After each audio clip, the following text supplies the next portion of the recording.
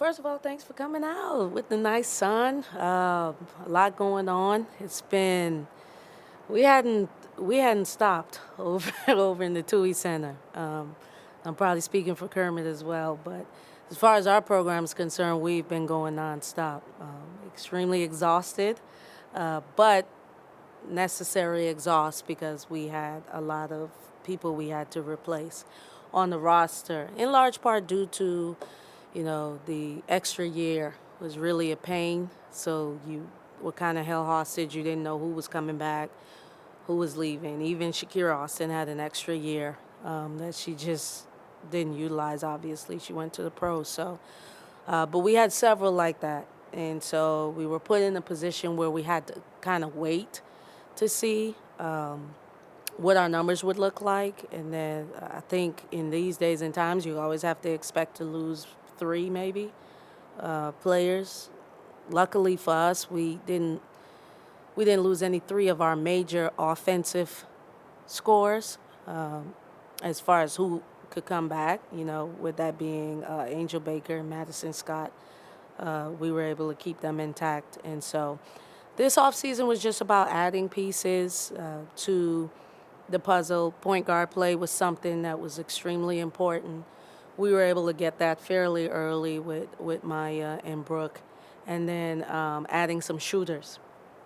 Needed to get that. Ilana Eaton is someone that can stretch the floor pretty well. And then obviously we needed, I guess we needed a little bit of everything.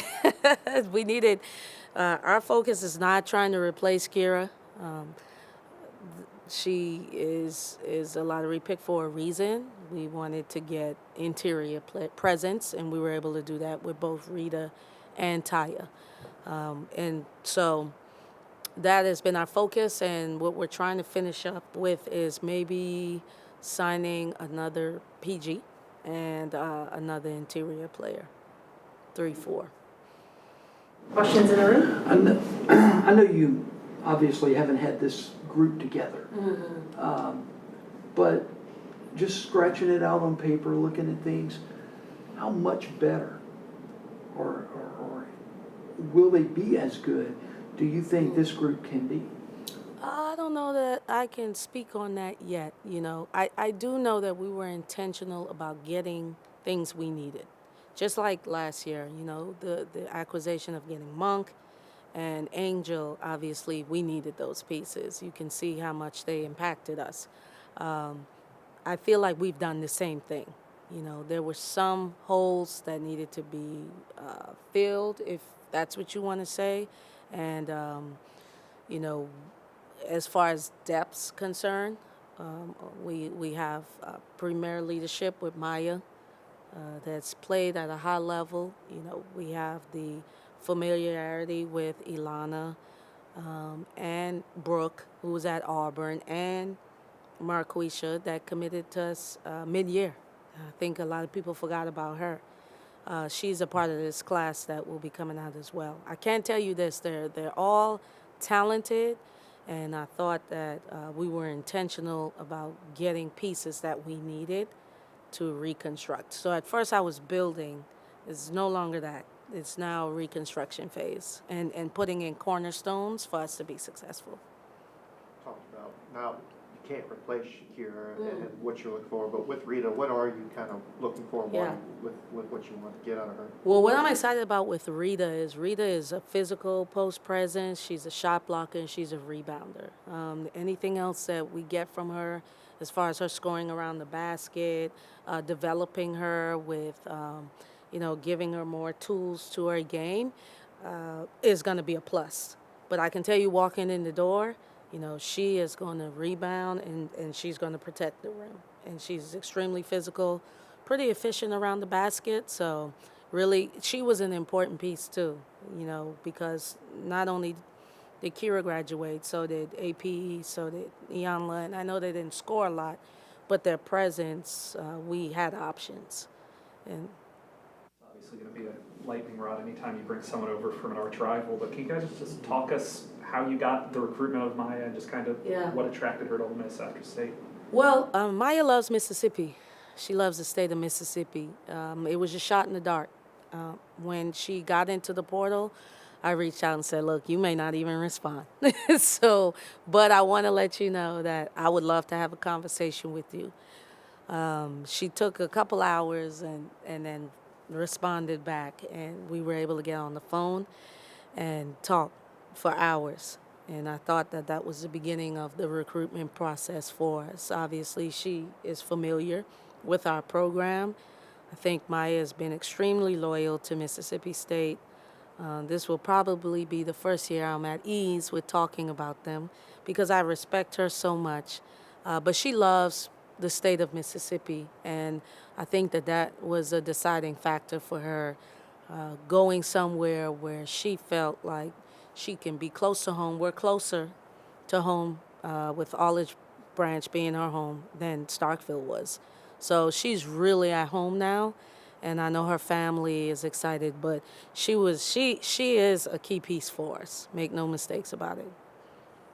Now, you talking about wanting to get deeper at point guard, wanting to have better point guard play. With all the emphasis you put on it, how much deeper do you think you're going to be at point guard this year? Oh, it's going to be, we're going to be pretty deep. You know, we had to play Monk on the wing so much last year. That helped us, obviously. We won 23 games, but that is not how initially it was designed. So now with Brooke and Maya, and then we're still recruiting. We'll probably go international with this other recruit. It's going to be huge, and that's something that I want. I love fifth-year seniors as point guards. They're so much more mature. They've been through so much, but we're also trying to stagger it by bringing in a freshman that we're in the hunt for right now. That will be an impact. I've talked to these ladies as they've committed to your program. They were all at the time unsure when they will arrive this summer. Do you have a date for their arrival? Even Singleton last night, she didn't know exactly when she was going to be here. Well, right. So Taya is expected to come in August. The rest will be here at the end of this month. Is this May? Yeah, at the end of this month. I don't even know what month it is. At the end of this month, the rest will be here. But we also have a couple probably international players that will come in August as well. You were talking about Maya Taylor, and Nick asked you about that kind of odd situation. It's not very often that a star player from your arch rival comes to your school. And I've talked to her about this, but what do you think that does to kind of ratchet up the rivalry? Because they didn't want to lose her, and they certainly didn't want to lose her to Ole Miss. I'm not sure. I think the rivalry is pumped up enough. So, you know, this is what my pitch was to Maya. I told her, I said, do not look at me as a head coach at Ole Miss. Like, look at me as someone that you want to, as the individual. I'm not looking at you like, I'm not trying to get you because you were at Mississippi State. I'm trying to get you because we were in dire need of a point guard. You know, Mimi graduated. We both felt like it was time for her to move on. And then Monk also graduated. We needed a point guard. And, you know, and it was that, we didn't really talk about, you know, we got that out of the way in the beginning because for me, that's not important. I do think Maya loves Mississippi State, and she graduated from there, and there were a lot of special moments. But I am excited that I'm going to be a part of, you know, her final chapter as far as collegiate basketball is concerned. And so we just focus on making the most of it. Obviously, you're talking about all these new players, but you did bring up Maddie and Angel, and I guess the aspect I'm curious about is how much of your busy schedule has been kind of making sure your current players aren't getting taken and poached. I guess what is that kind of aspect of things now? Yeah, well, it was very aggressive immediately after the season. Actually, that was my first order of business. That's why we didn't get a break. Usually I would give them a break. We'll talk about the summer. It was like the pros. We were having exit meetings. Like, hey, are you coming? Are you going to stay? Are you going to leave? Maddie was poached pretty aggressively, but she remained solid. Snuda is homegrown. She made it very clear that she wanted to be here. Angel has her last year. She's focused on, having a consistent environment so that she can really produce. Destiny had already transferred, and Kwikwi Marquisha came in December. So we just focused. It was really making sure that that Maddie would stay put. And a lot of people tried a lot of channels that were illegal to get her. But luckily, she stayed put and wanted to be a part of this. So a lot of time was spent on that initially. And then it was like, okay, who do we have? Because I needed to know who we had. I didn't want Caitlin to leave, but she decided that it was best. I didn't want any of our players that went into the portal. I didn't ask them to go, so it wasn't anything where it was like I wanted them to go. I would have preferred if they stayed. But the environment is very competitive, and the portal gives people the freedom to make decisions that they think is best for them, and I'm okay with that. Would you tell us if any of those schools that tried to poach Maddie are on your upcoming schedule? No. No. No, they're not. They're not. The SEC teams, they know better. It was more from back in her region, and sometimes it was not through a coach. It was players. Sometimes players players do a lot of recruiting. You'd be surprised. Players recruit, man. My players get to work when these kids get in the portal. Like, they're working just as hard as me because they want to win. But I can tell you this. There's been a lot of change with my program, and that usually happens after success. And I am extremely excited about where we're going. The number one focus is now to establish a reputation that we are an NCAA tournament team. And the way to do that is by doing it consecutively. And so that is our new focus. It's not, we got to get into the tournament. That was last year's message. Now is, okay, we want to make this normal. So because I tell you this, when we got on that floor against South Dakota, I felt the newness right away from my group. I think it was only 2 of us that had that experience. The rest of them were like, whoa, this is really another level, where South Dakota was a very old and experienced team. So that is what we want to do, build that familiarity where we're like, okay, we're going to the tournament. Now, how do we advance? And we're not there yet. It's getting back there again and showing that we could consistently do it. Talked about your move from rebuilding to reconstructing and renovating, but for you, recruiting mindset, how was that transition? I mean, you still kind of look for the same players? I mean, how you switch that kind of mentality? Well, luckily, because of the season we've had, we have been exposed to a different level of player. We've also been putting in a lot of work for years with a lot of players. So one of the things that the portal is love-hate, man. Sometimes you love it, sometimes you hate it. Like, for me, I am wiped out because of the portal. I like the fact that I can go in there and shop around. I do not like the fact that I hadn't had my staff had a second to take a break. So that's been, because balance is important for us too. And we hadn't had a chance to do that. What we want to do for the 23 class is we want to sign a good amount of freshmen that we think can come and help build the program, like Madison, like Snuda did. And hey, we had 4 of them, and two are still around. In today's recruiting society, that's good numbers, So we're going to go after some players. But what we've done is, from year 1, just like how I showed you all the bill, we showed them the bill. And what they've been able to do is watch it. So they really don't need a lot of convincing that I am the type of leader that is going to do what I said was going to happen. So it's more so now them figuring out how to navigate with the new NIL environment, and figuring out if it works for them, because the portal does change what your roster looks like. And so that's why we're trying to finish off this 22 class, because our 23 class is a big focus for us as we move forward and as we build. So in a perfect world, next year, I maybe only want to sign 2-3 portal kids. You know, I don't think any coach can go in and say, I'm not messing with the portal, because then you're not evolving. Like, come on. But you don't want to use it as a means of survival. If you could stay away from that and you can just get it to fill spots that you need to fill, that's what I'm going to use it for.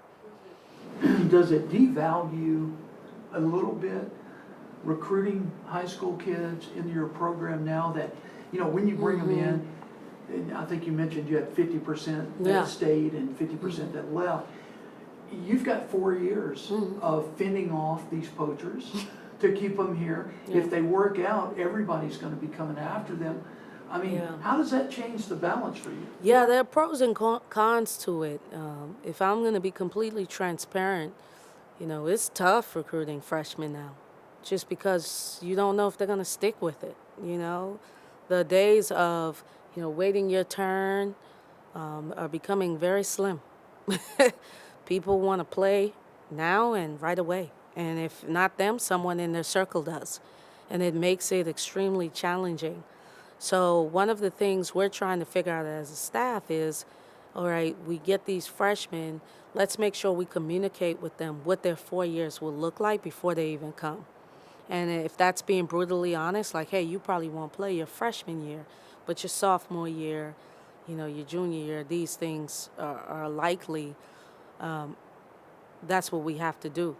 But we try to hit it hard with our freshmen by bringing in people that we do think that can impact right away. One of the things that I think is a positive for me as a coach is I play a lot of players, whereas there are a lot of programs, you know, they play 6 to 8 kids. You know, y'all saw I was playing. If I could, I would have played 11 all the way through. And so that's my philosophy, that they know if they come here that they'll probably have an opportunity to play. Now, how many minutes? You know, but everyone, I think the job is tough for the high school kid. You know, I ask parents all the time, like, how do you all decide? You don't even know who you're going to play with. You know, you walk in this team and you love them, and do you make a decision because you love the team? I don't know that you can anymore. You know, like, how does a parent and a high school kid make the decision?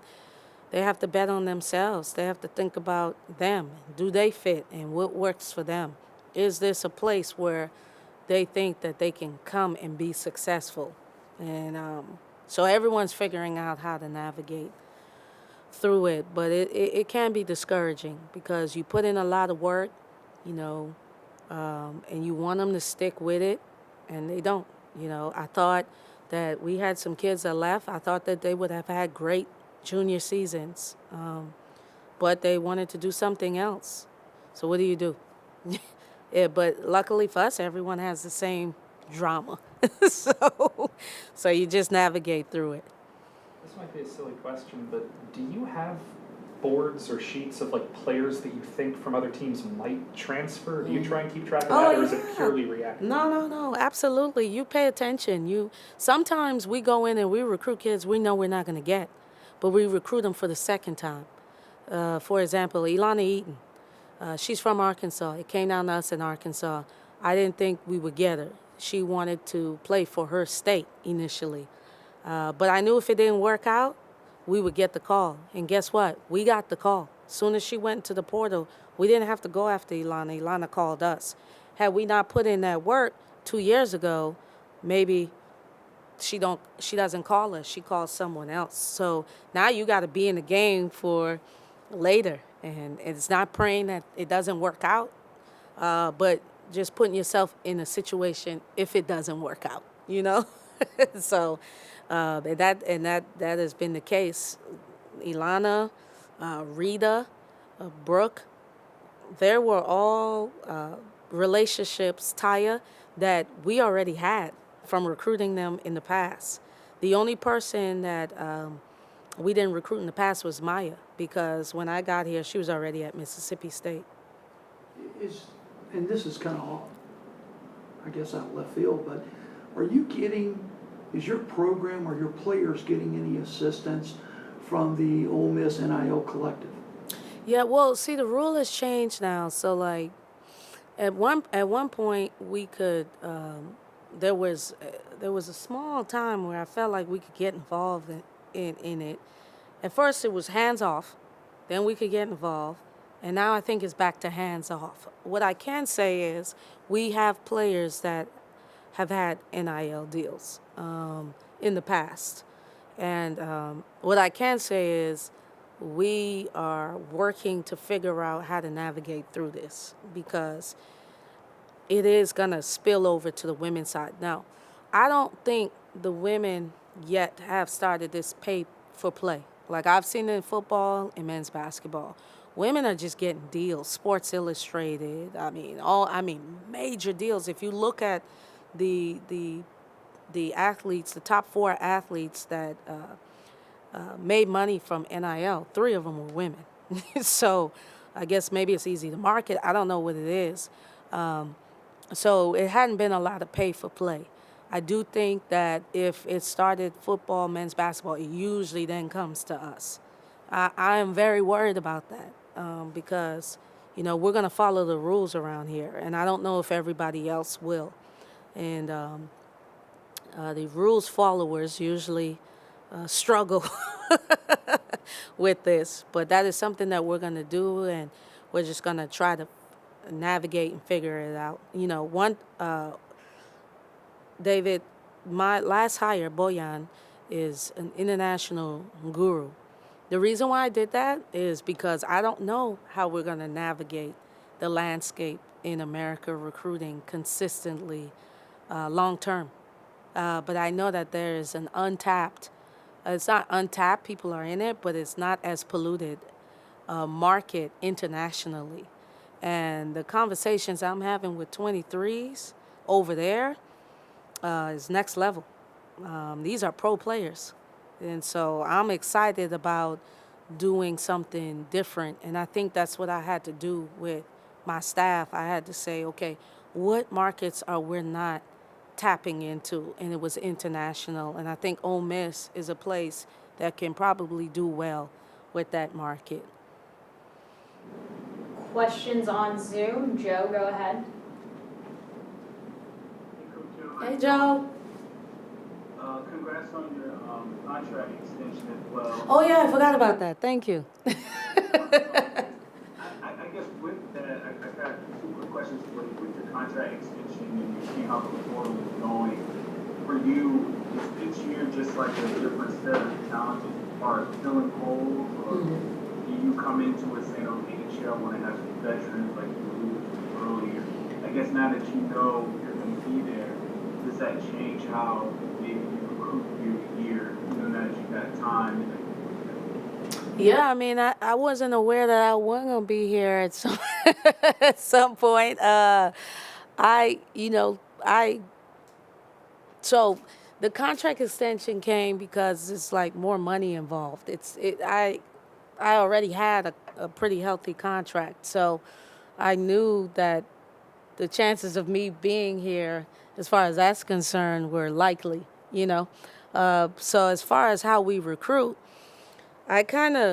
we're all learning how to navigate through this portal, and not only the portal, I don't think people are talking enough about the extra year. That extra year has stuck a wrench in how we go about things in a lot, because there's so many unknowns. Like at some point, you're going to have to start making tough decisions and being there was a point, Joe, I had to tell some of my seniors, look, I don't plan on bringing you back, just because I needed to know what I was going to do. I couldn't be left with the uncertainty of if they were coming back or not. And so that definitely has been a challenge. In a perfect world, I would want to recruit freshmen, as many that I think fit what we're trying to do.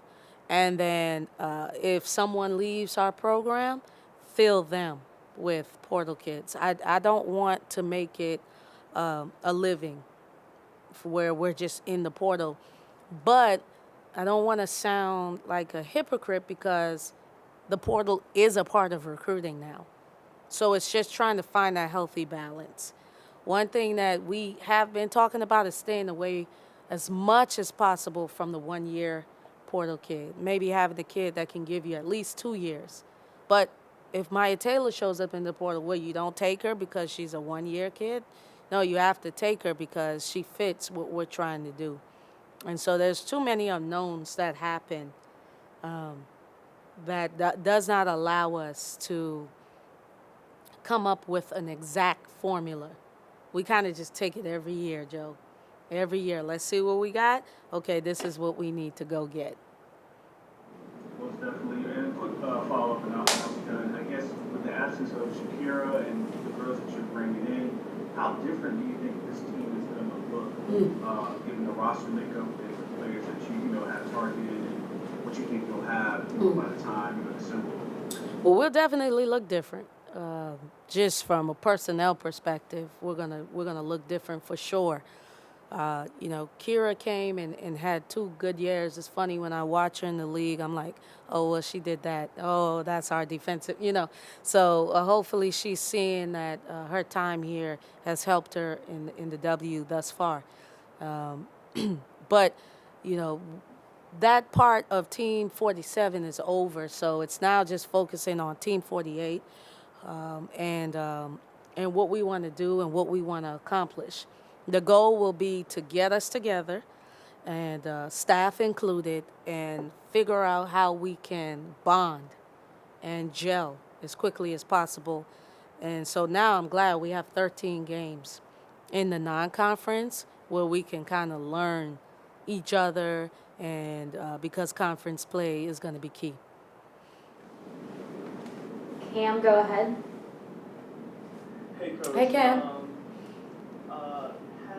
I know y'all had a great season last year, but didn't end the way y'all wanted to. Have you talked to any of the returners, and are they kind of just chomping at the bit to get back to it? And how do you take that next step? I know you said now you're not rebuilding, you're reconstructing, but how do you take that next step with the players you already have and the additions you're getting?